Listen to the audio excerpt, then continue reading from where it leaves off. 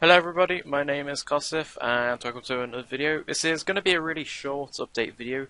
Pretty much just two things I want to talk about, but one of them's really small to talk about.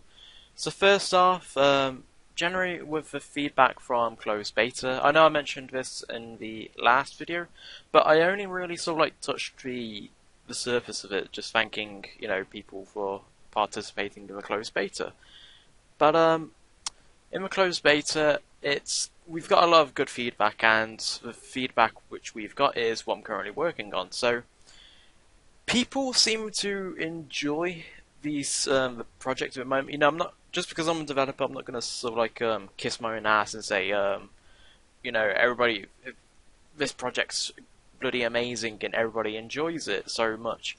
So I am going to touch the I guess the bad points as well, mostly the bad points. So I'm not just boasting about the project, but generally they do like it. The exploration, going around the areas, they seem to enjoy it. That's probably like one of the things most people do. But one of the things people do tend to do most of the time is they sort of like go to Lumbridge and they try to kill a cow. And the feedback we've got from that is stuff like, okay, I skipped Tutorial Island by mistake. How am I supposed to get any gear because it's quite impossible? Which, sort of is relatively same as Runescape, because let's say you start off in Runescape level 3 with, nothing at all. So you got nothing from Tutorial Island and you've got no gold, no inventory, nothing in your bank.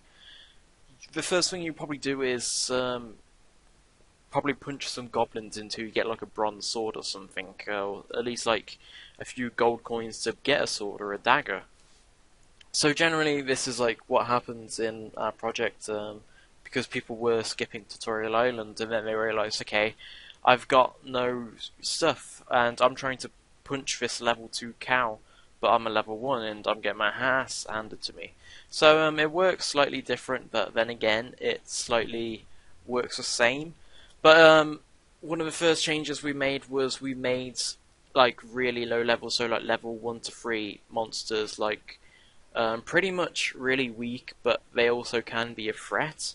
Goblins were essentially the same, sort of like they were the same difficulty as a player, so they had the same stats as a player and the same HP. So it was a 50-50 fight. Whoever hit, or whoever got lucky on the hits and all that stuff, got killed first. But if you do have nothing, and you are trying to kill goblins, you are gonna pretty much as good as die because you don't have any sort of weapons. But apart from that, so just to clarify, we nerfed really low level monsters, so at least people can get a good star up in the game. Secondly, is there's been quite a few bugs with the items in their levels. How Nevernights 2 works with sort of like item level. So without it, you can wear any item pretty much as long as you have the requirements for it. For example, this is Nevernights 2 default game settings as it is a D&D. It's stuff like if you a wizard can't wear a sword pretty much. Obviously, if you were a fighter and a wizard, you would be able to. But yeah, wizards can't wield swords. So one of the problems was, what am I on about? Let me start that again. Although that is true, wizards can't hold swords, but what I was supposed to say is, let's say you're a level 1 fighter, and, I don't know, you've joined the game with hundreds of players, so, gear isn't exactly that rare to come by, so I don't know, say like an adamant full helm isn't rare to find. You could have a friend give you like an adamant plate body, and let's say an adamant scimitar, and obviously you're this level 1, and it's like, if you're level 1, then why would you be able to wear adamant? Because if you're going to go to a goblin, you're going to be one-hitting this goblin because you're wearing an adamant scimitar. So you're going to be pretty much invincible, pretty much invincible to low-level monsters, but you'll be also be able to fight higher-level monsters, so adamant, I guess, you'll be killing monsters around level 15, or, level 15, 16. So if you're level 1 killing a level 16, you're going to get crazy amount of XP, and you're pretty much going to be power leveling so pretty much high up in the skills. So Never's 2 has an item restriction, but pretty much this is dumb. Their way of working around it is the item is restricted by its wealth. So, for example, in our project at the moment, well, the old version of our project, iron armor and iron weapons required level 2 to wear. So, you don't sort of like skip over the bronze gear instantly just because you find like an iron sword or armor on the floor or from a drop. You're going to be using bronze until you get to level 2. So because iron was level 2, you would then find stuff like iron items all being the same price, because pretty much for iron to be level 2 requirement, it needs to be between 1,000 gold and 1,500. So you can hopefully see the problems there already. So let's say we want an iron plate body to be level 2. Let's say we want to make it for 1k gold. I don't know, maybe that's like a fair price in RuneScape's game. But then let's say we want an iron dagger to be level 2. Well, why the hell is an iron dagger worth 1k gold? As well as, an iron plate body is 1k gold. Why is a dagger and a plate body the same price? So that was one of the major problems, and that's sort of like what we're working around at the moment, which, we are working around it. Tristan, who's our programmer, has created a script which pretty much just checks the level requirements. So I don't know, let's say if I click on this iron two-hander and I go on its stats, so you would pretty much you need to be a level 4 to wear it, pretty much. Also, I'm not quite sure. That's put me on the spot now. I'm not quite sure why the class isn't. Oh, okay, I know why.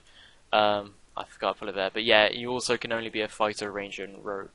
So, for example, it's It's like let's say you are a wizard, and let's say you are a wizard. Let's say you're like a level 4 wizard, and you're a level 1 fighter. Why? Just because you're level 1 fighter, you shouldn't be able to, unlock two-handers. So let's say if you're a level 29 wizard and a level 1 fighter, level 30 is the cap, so 29 plus 1 is 30. So let's say if you were a level 29 wizard and a level 1 fighter, that level 1 fighter would let you use melee weapons, pretty much. So maybe you could pull off some badass combo of like doing some magic spells and switching to a dragon two-hander. But that would be pretty terribly bad. Well, I don't know. It would be fun to see, but pretty much you just need to be a level 4 fighter. So it's you melee weapons off a melee classes. Although ranger is, you would think bow and arrow, but ranger is also classed as dual wielding. So yeah. But yeah, I did want to keep this video short, so the second topic is I pretty much just got a job in real life now. I'm an apprentice, so I pretty much just work 9 till 5 every weekday. So normally, before I had work, I would just be working on a project for that amount of time. But yeah, so progress is slightly slower, hence why we can't really produce much quality videos at the moment, because we're doing, again, really boring work. But hopefully, things will get speeded up. But yeah, again, I want to just thank everybody for all the all the feedback we got from the closed beta. It is really fun to see people play, and I know we've only got like about 6 Patreons. So somebody, one of our previous donators, asked, what's the best time zone to find people playing? But I'm like, well, he even pointed out as well, but it's like, we've only got 6 donators, so there's only 6 people who's ever played the project, so don't expect to see massive amount of people in the server. But yeah, it is fun to hear the feedback, so obviously, if you want to get into the beta, you pretty much just have to donate at least $1 to our Patreon. All the funding does go to pretty much keeping up our server, all the funding as well for that. But yeah, so I hope you all enjoyed this video. It was sort of like good to get another update video out there. So just I don't know if you're interested in playing beta, let me know. If you can't play beta, let me know about that as well. There are a few people who's contacted us saying like, hey, we can't afford a game, but keep up the good work. So it's really good to hear that as well. So, anyways, thanks for watching, guys, and I'll see you next time. Peace.